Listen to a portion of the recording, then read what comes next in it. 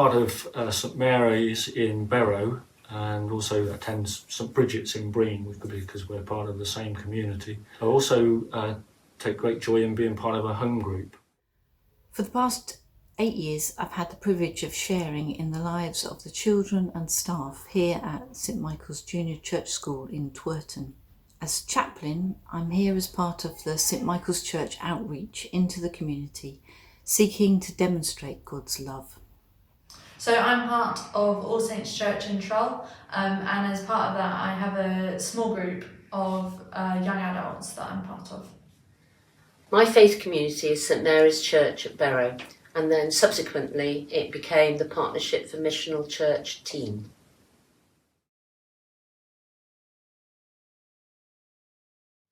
Well, I find that going to church and listening to sermons and being able to worship with other people generates faith. And also sometimes we hear testimony and you hear about what God is doing in other people's lives, and that helps grow faith as well. Moving here, we got involved in the Partnership for Missional Church, and that really rekindled my desire to serve God, serve my community. So that has helped my faith grow enormously. Our journey with Partnership for Missional Church took 3 years, and during that time there were many ups and downs, and my faith grew in the fact that I knew God wanted this to happen and he was walking beside us on our journey, so I learnt to trust in God. I enjoy being part of a faith community because I've got lots of friends to see across different age ranges and lots of good role models. Going to church is a great encouragement, and it's lovely to be in a room full of people who have the same beliefs. Well, I love that I'm welcome to ask different questions about God and that we learn so many new things.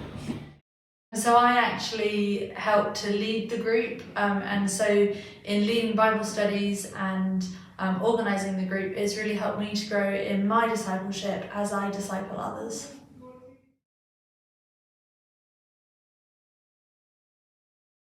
A couple of years ago, one of our growth group members became very ill, and actually, sadly, it was discovered that she was dying of cancer. But during that time we were together, we were able to support her, we were able to pray with her, she prayed with us, we grew really close. Because the majority of staff and children here at school have no regular contact with the church, we have an amazing opportunity to share about God. The church staff help to lead worships once a week, and we run a lunchtime BIF club, that's Bible is Fun Club. This gives children who come along the opportunity to think about some of the big questions in life. I pray regularly with a member of staff in the school, and it's been wonderful to see how her faith has blossomed over the years.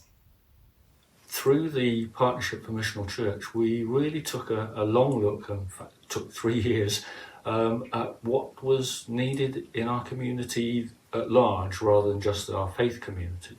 We discovered that there was much need in the area, but we also discovered that God was calling us to be out in the community rather than just in our little enclave in the church.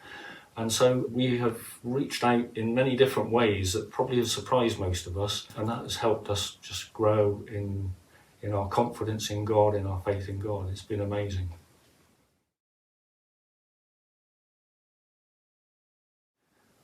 What lockdown showed us was that the thing we missed most was being able to worship together as a community. So I moved to England only a couple of months after becoming a Christian. I've only just begun to feel what it was like to belong to a faith community when I was kind of ripped away from it. And what I missed the most was friends who would constantly point me back to Jesus, the accountability of having people around you who have known you before and after, and would look at my problems and just say, what is God trying to tell you?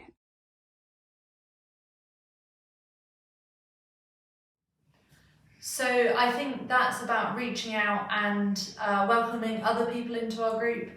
We've already had to multiply our groups, so now there's 2 young adult groups in our church, and there's scope for welcoming more people so that we can multiply again. I get involved in the life of the school and serve the school in a variety of practical ways.